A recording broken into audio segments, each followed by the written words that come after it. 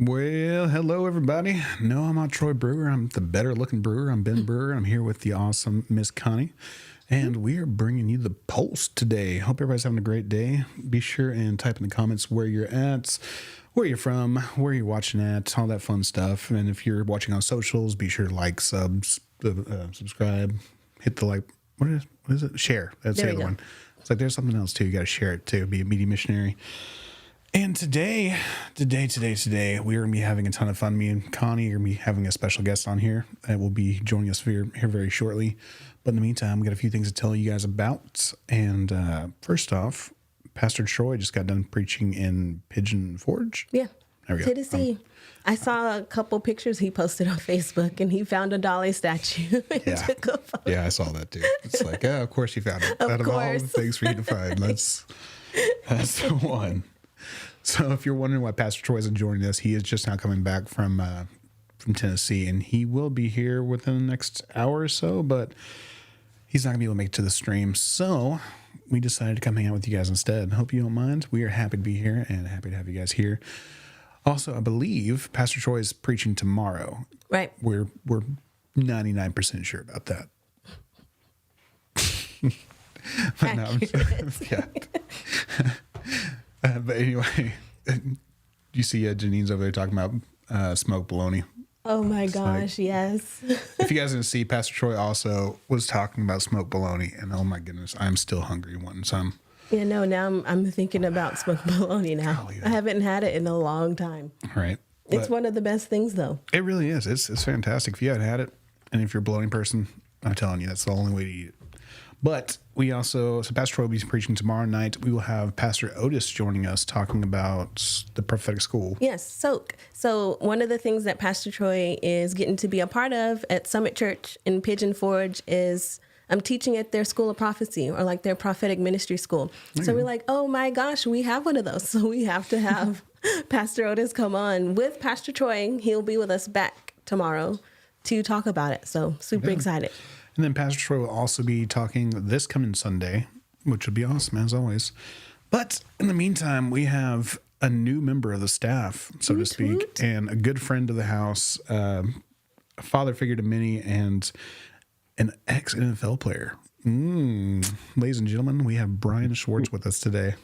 How are you, brother? Oh, man, I'm doing good, man. Connie, how are you? You guys good? Doing good. How about you? I'm hanging in there. Yeah, I'm in Florida right now, and it's been an awesome few weeks. Yeah, I've come on board, Ben, as you mentioned. It's been a fun transition, and get to spend more time with you guys. I don't know if you guys are excited about that, but I am. Oh, we like you, so it's okay. No, for sure. Hey, man.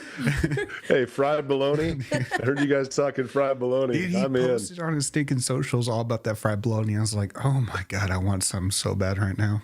Didn't you have some? I don't know what's that place called we went to there where they call it Yes. Yes. So you walk through, you order that, and then all of a sudden you say baptize that thing in butter, and they just drop it in a vat of butter. It's perfect. So wonderful. My goodness, so wonderful. But we also had some fried bologna at the ranch the last time you were here, didn't we? That's right. Yeah, that was really good too. Pastor Jerry made some fried bologna, and it was heavenly. I bet. He's one of the best. It was fire. It was good. Oh, so good. But we're not here to talk about food today. We're actually here to talk about many different things, and one of them is how to stay hopeful. And right before we actually started this, we were actually asking Bryan what his favorite part of Redemption Road Trip was and how he stayed hopeful during the entire thing. So if you want to continue on with that, tell us what your favorite part of the Redemption Road Trip was, because you just got on that went on that with us, and tell us what your thoughts are. Yeah, I mean, it was my first trip, and so I was coming in there with great expectancy, not knowing really what to expect, but very expectant because I knew who I was going with, which was all you guys, and just the heart to bring the kingdom. Probably the thing that gave me the most hope on the trip was going to the homes and seeing the provision of some of the most phenomenal people on the planet taking care of these kids, knowing these kids not only being rescued, but also seeing those that are part of the redemption story, educating them, pouring love in them, representing the Father's heart. that did stir up a ton of hope for me because, you know, hope is kind of future oriented. It lives in the future, but to literally walk into a scenario, a situation where there wasn't just hope, there was faith, the assurance of everything you're hoping for, right? Yep. And so being able to see the present situation there, the kids being so well taken care of, it just knowing it pleases the Father too. You know, when you're doing these things unto the least of these, we're doing it unto Jesus. And that was pretty amazing for me. Good. So yeah, excuse me. One of the amazing things for me, Connie, that it's just it's mind blowing is how hopeful those kids are down there too. Yeah. Those little kids have so much stinking hope and are so happy. And man, it'll bring a tear to your eye. Oh no, it's fantastic. Yes, no, but no, I'm go ahead. Oh no, sorry, I didn't mean to cut you off, but I was saying that Pastor Leanna went on this trip too. She did, and the episode that I really loved from the Redemption Road Trip is when y'all were on the property, and I remember that both Bryan and Pastor Leanna talked about how the presence of the Lord was there, and Pastor Leanna went on to talk about the kids are happy. They're loved, they're taken care of. And it always amazes me how when they're just in an environment that won't victimize them, how fast that bounce back takes place. Yes. It's because hope is contagious. Oh, and that's good. Honestly, it is. And once you actually see that there is hope, yeah, there's no reason not to have it at that point. And then once you're hopeful, those around you become hopeful because you already have a better life, but you are hopeful that it's only going to get better from there. And yeah. Absolutely. And sowing all those seeds of, you know, that's what's cool, I think, for people when they give to something. Maybe they haven't gone on a trip, but to be able to sow into that, not just the financial part. That's kind of the easy part. You know, finances are just a way to get stuff done, but the emotional capacity, the emotional part, the spiritual component, like teaching these kids to hope and trust in Jesus is huge. So laying that foundation and then getting to minister also to those that are doing the rescuing, that are taking care of them, seeing the Father show up for them as well, was really, really amazing. Yeah. And checking out the hope that Pastor Abraham and Pastor Carla down there have. And just, man, I know you guys haven't met them yet. And hopefully one day we'll have them on the Pulse or on here somewhere. Guys, those are some of the most hopeful people. And it's just the beauty that they carry with their hope. Oh gosh, man, they are just, they're next level awesome. I would love them to pieces. I've only been down there twice. And like I said, Bryan came down there with us last time. And man, just both times I've met them, they are very hopeful. They're expecting the Lord to show up at all times in everything they do. And they have a yes in their spirit. And they're 100% part of our tribe. Yeah. I was going to say, once you say they had a yes in their spirit, like that's a tribal marker for us. Because that's how Pastor Troy, both Pastors Troy and Leanna, that's how they lead us. Is like, no, anytime it comes to King Jesus, always have a yes in your spirit. Like, predetermined that you're going to say yes to whatever it is he's leading you into. And I love that. Well, the reason for that is because it's all about hope. We hope and we pray and we believe that God's going to do whatever we ask him to. Like if we're saying, hey, Lord, we need $1 million budget to go buy, or a $40 million budget to go buy a pyramid or something. As ridiculous as that is to some, we want to go there. We want to bless it. And we want to make it Yahweh's area. Yes. And God's going to bless that because we're hopeful and because we're moving forward with it and because we're doing all sorts of amazing things that are just expanding his kingdom. No, so mentioning like invading a territory for Yahweh, that's one of my absolute favorite series that we have on ODX is with Bryan and Pastor Troy when they're talking about sacred spaces. Yep. And yes. That was sacred space. When we stepped on that property that had been purchased, given to the people there on the ground, and to know that space is a designated hot spot for the kingdom to invade. I mean, it was just awesome to see that it was set apart by and for the Lord, but also set apart for those people. And for them to just be in an environment where the presence of the Father is, but then also the people there who are also carriers of the Spirit, right? That's what's kind of crazy about those moments is when Paul was talking to the church about sacred space and how when they come together, when two or more are gathered together, there he is, and where he is, there is that sacred space. It's not just his presence, it's also the multiplied presence of him in everyone that's there. And then you see that expressed through the actual hands and feet with the different gifts and talents there. Man, it's a little picture of what the age to come is going to be like. And that's what's cool about a sacred space, right? You get to host his kingdom and host his presence and tangibly demonstrate to these fallen rulers and authorities who's in charge. Right. You may think you're ruling right now, but just wait, man. The countdown clock is on, man. It's running out on the enemy, and he knows it. So the times are fierce. No, and going from that what you were saying made me think about you. Yes, like this is what the earth is crying out for when it says that the earth is crying out for the sons of God to be revealed. And it's so that we can yes, we're redeeming people, but we're also redeeming the earth. Like the Lord doesn't just get rid of the earth and, when everything wraps up, he renews it. There's a new heaven, Yes. There's a new earth. Mm-hmm. And so I love that he's trusting us to be a part of that process, to be like, no, look, you can bring heaven, you can bring Eden to your space now, like being little sacred spaces that go out, and we get to go out and invade these territories. And that's just amazing. It's powerful. It's like all coming together in my head. And I'm like, oh my gosh, look at what the Lord has trusted us with. What's funny is how much our spiritual view has grown in such a little time. Yes. I talked to my normal friends. Mm-hmm. I call them normal friends, obviously, just because I don't know what else to call them. But they're like, dude, what are you talking about? Like, why are you talking about the Nephilim? Why are you talking about spirits and pyramids and everything else? I'm like, bro, Yahweh's in all this. And he's like, what? What are you talking about? I was like, man, God has expanded our knowledge in such a short time. And it has been, it has been a taxing, but a liberating experience the entire time. Yeah. And again, that's a good word. It's because we have hope. We have hope for a better tomorrow, and we're not giving up. That's the whole thing about being a Christian, is you can't give up.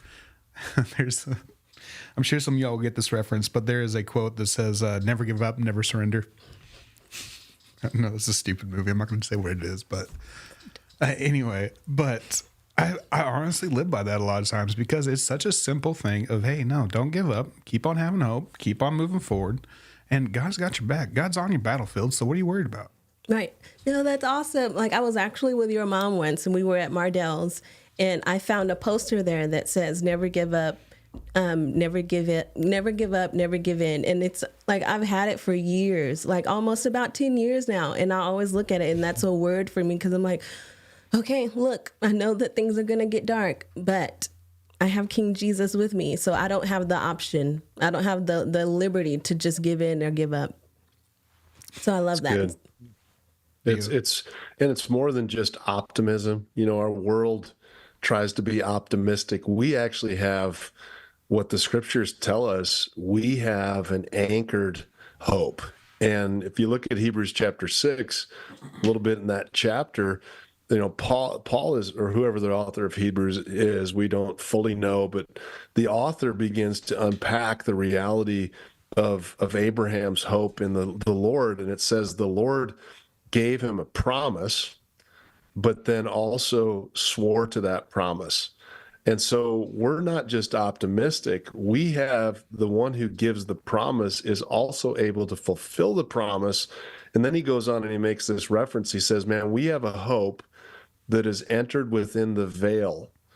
It's where Jesus is, behind the veil. So we sit here in this earthly realm, and we have this anchor to our soul. We're like we're literally anchored.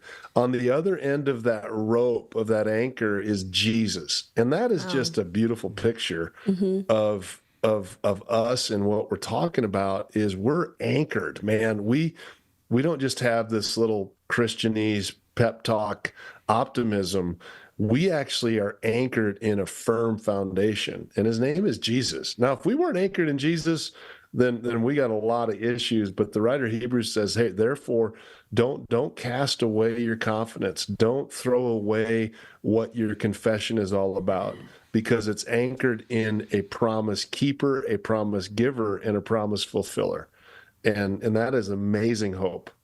It really is. And so, like, saying that, I have a question. Go for it. Yeah. So, like, when you're in these tough times and you know that you have that anchor of hope, how do you fight from that place of hope? Like, how do you steward hope in those, like, in the middle of those times when you're not necessarily like, oh, you know, things are good, the Lord has blessed me, my circumstances look amazing. But when you're in the middle of something where it's like, no, it's the very opposite of that. Yes, the Lord has blessed me, but my circumstances are horrible, and I don't know how to hope in this situation. Like, how do you battle from hope in that place? Well, for me, that is a great question. For me, It's a great question.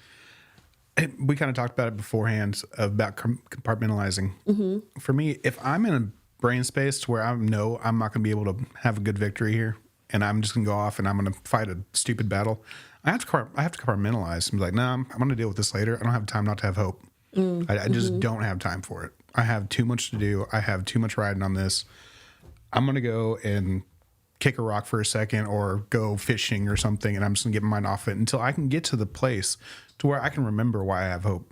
Because if you go into a battle where you're hopeless, there's no point in fighting that battle. Right. If you can't see Yahweh in that battle, why are you fighting it? And a lot of times I fight my own self. Like I have so many arguments with people who don't even exist in my head on a daily basis. I'm like, bro, there's no one around me. The voices have returned, yes, but like, go chill for a few minutes. Go hang out, go fishing, go hunting, go do something. Yeah. And so that's how I deal with it. I have to go compartmentalize for a bit, especially like on our trips like this, because a lot of times I'm behind the camera or I'm doing a million things that nobody can see, which I'm perfectly fine with. I'm not bragging on that. I'm saying, but I have to, in that moment, I have to take the story that I'm hearing and not bawl my eyes out like a little girl like I want to. But I have to compartmentalize for a few minutes. Like, no, listen, I need to set this aside for later. This isn't a battle I can win right now. There's too much riding on this for if I don't get this camera working, if I don't get this Starlink up and going, if I don't do this, that, the other, nobody's going to hear the story. I need to focus on getting the story heard. And then I can go cry later. And I will. Yeah. I do a lot. I'll get up to my room and just be like, all right. It's time. Decompress, man. Release it. Yeah. So it's not that I'm storing it up. I'm just aware I can't win that battle in that moment. So I just push it aside. I'm like, I will fight that battle in an hour or two. Well, you're looking to fight it from a different place of mindset, right? When you're in a mindset that's already somewhat depleted or defeated, it's really hard to muster up the courage to go fight. And so, that question you asked is really brilliant. And, Paul scripturally tells us what to look for, like in Romans 5:3-5, when he talks about how we have a hope that doesn't disappoint. But before he gets to that hope, he talks about because we're anchored in Jesus, we have to literally call to mind that reality. So when my circumstances are spiraling and it doesn't look hopeful, I will do what Ben talks about as well. I will find moments where I pull away from the circumstance, intentionally put myself in an environment that is not heavy, that doesn't require a lot. But then I also have these moments where I have to intentionally, it's what Jeremiah wrote in the book of Lamentations. He said, I call to mind every single day the steadfast faithfulness of the Lord. And there's some good things to call to mind when circumstances aren't lining up with the promise, because Abraham is a prime example that the writer of Hebrews talks about, how he hoped against hope. What does that even mean? Right. Well, practically what that, like, it's like, okay, sounds great. Thank you, preacher man. But what does hoping against hope mean? And I think what that means is Abraham, in spite of his age, in spite of the improbability, in spite of even the delay in God's promise, he found a way every single day to keep progressing towards the promise. I work a lot with leaders, and one of the things I take them through is I take them through this right-sizing God It's being able to put God back into the right perspective. So right sizing him. He is capable. He is able. He is who he says. There's some scriptures I usually attach to that, but then also resizing the enemy. So if I can put God in his rightful place, I can see him for who he actually is, even though my circumstances are screaming at me. I can also then resize the enemy. I can resize the problem. I can put the problem in its proper context. Does that make sense? And then if I can do that, I can then learn how to reframe the suffering. It's learning how to reframe it in real time. So let's say I'm going through something in my life relationally and it's out of whack and I'm struggling. I still can create a mindset, work on a mindset that goes, God is still able to do this in my relationship. He promised it. He has guaranteed it through his blood. So I go through that process of meditating on the right things. That gives me the right mindset. And if I can develop the right mindset, I can develop a skill set, which is being hopeful. But if I start with the mindset that I'm a victim, that I'm already defeated, I have to intentionally start with the mindset, even though it feels like I'm getting my butt kicked today, even though I've lost a battle, I still have to embrace the mindset that I'm still living from a place that he has already got for me, which is called victory. And learning how to pray from victory versus trying to pray for it. And that's where I think that's what you're talking about, right? How do I embrace the mindset of living from hopeful expectancy versus trying to live for it? Right. And that's what we're after, right? So there's some practical things that we've already talked about. I think for each person, it's anchoring ourselves again in the promise giver and what are the promises he actually tells us in these different circumstances that we're going through. I've got a whole book of them. I've got a book that is basically a book full of God's promises dealing with most situations. And I have to go to that book. And honestly, I have to put my mind and my mouth on it. And I have to go, what I mean by that is I got to confess those promises sometimes out loud, because faith comes by hearing and hearing comes from the word of God. So So there's a few thoughts. Sorry, I didn't mean to go off on a tangent there. No, because that sounds to me, it's like, Abraham being the father of our faith, he set the precedent. Like, that's an inheritance that we get to have. We get to be people who hope against hope. I'm like, so yeah, I think it's, especially in the days that we're in, I think it's absolutely essential that we, that's a skill set that we need to, learn how to practically bring it into our here and now. And don't just read about Abraham doing it. No, be a child of Abraham, a child of Yahweh, and do it. Remind me when we go behind the veil to ask you guys about God's promise to Abraham about the stars. Oh my gosh, yes. Okay. I have a funny revelation of that later. But in the meantime, guys, if you don't know what I'm talking about behind the veil, we go behind the veil on ODX, which means we'll be cutting off all of our socials and all the other fun stuff, but we will be still going live on ODX.tv. If you are a second or stage 2 or stage 3 member, if I can, I always mess that one up. But if you're a stage 2 or stage 3 or even a lifetime member, you can actually join us on ODX.tv, and there is a button that says Prophetic Life. You got a few more minutes before we switch over to that, but just want to give you a fair warning. This is your 5-minute warning. If you're not already over there, come on over. But I got something real quick, guys, that people could look at maybe later. Psalm 103. And David wrote this song. And the song is basically, bless the Lord, O my soul. All that is within me, bless his holy name. Who's he talking to there? He's not talking to the enemy, right? He's talking to his own soul. He's literally making his soul have to remember the goodness of God.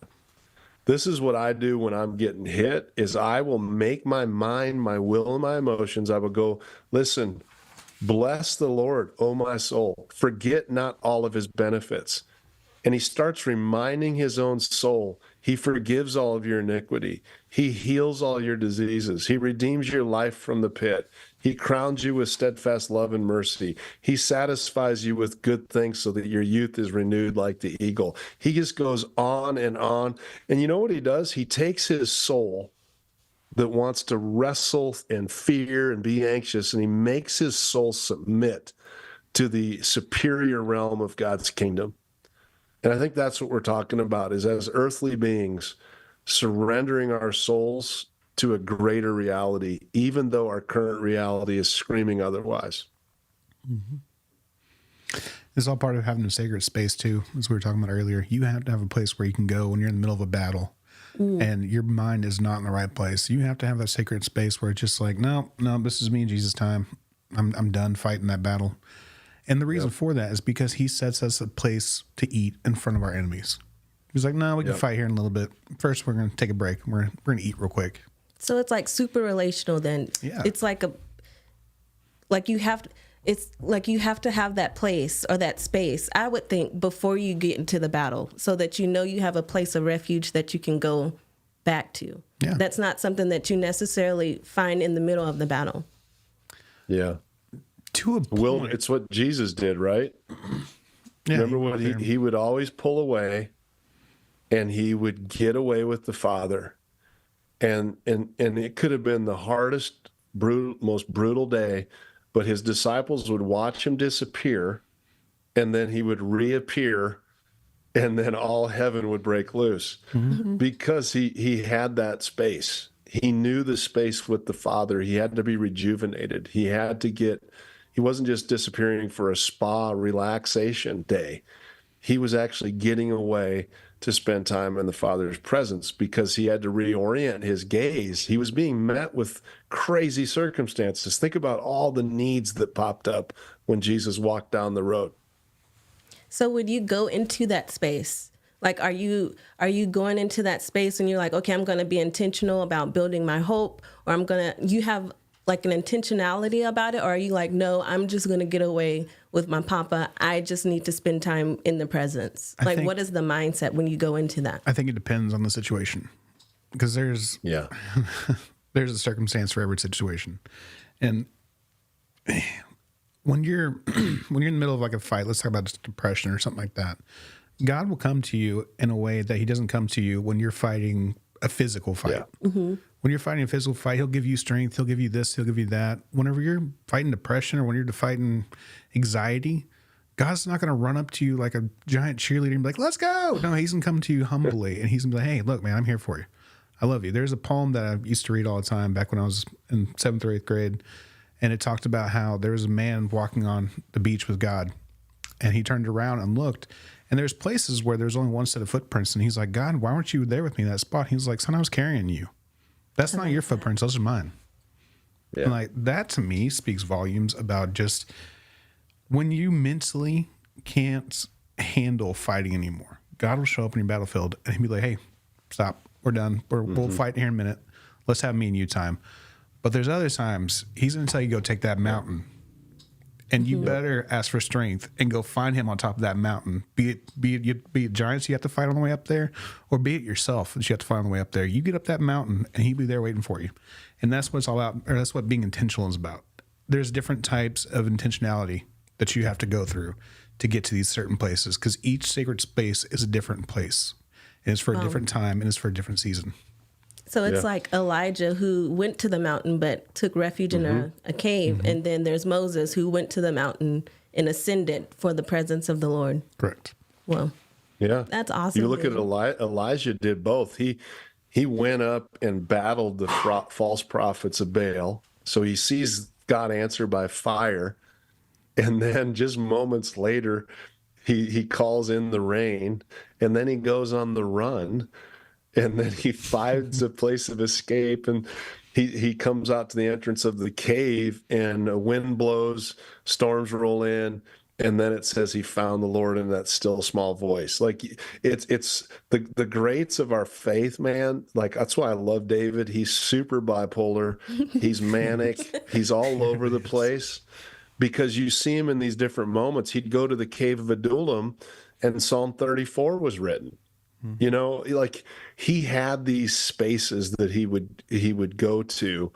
Right after he played, he was mad to the king of Anak. He pretended he was insane. Next scene, he goes to this place and writes a great song, Psalm 34.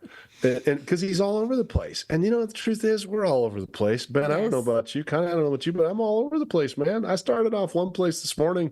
I'm in a different place today, right now at whatever time it is. Yep. All throughout the day. It's learning how to, what Ben, I think you described it great. It's different context and it's different intentionalities. But built into each of those, I think is what we're talking about, has to be the component of hope, right? Exactly. Right. Each one of those has to be the component of hope. Well, ladies and gentlemen, it is time for us to go behind the veil. Wow, we got there quick. We did. Connie, is there anything you want to say to everybody before we switch back over there? Just a reminder that Pastor Troy is going to be back with us tomorrow for the Pulse, and that Pastor Otis will be here with us too, talking about our School of Prophetic Ministry, SOAK, and that Pastor Troy, as of now, is preaching tomorrow night and Sunday. Correct. Right. Correct. All right, ladies and gentlemen, again, this is the part where we cut off all of our live streams except for the live stream happening on odx.tv. If you are a stage 2 or a stage 3 or even a lifetime member, you can come join us by going to the front page on ODX and hitting that prophetic life button. Nope, prophetic pulse button. Yep. See, now you got me all messed up. But anyway, guys, for those of y'all that are about to get cut off, we love you guys, and we will be seeing y'all next time.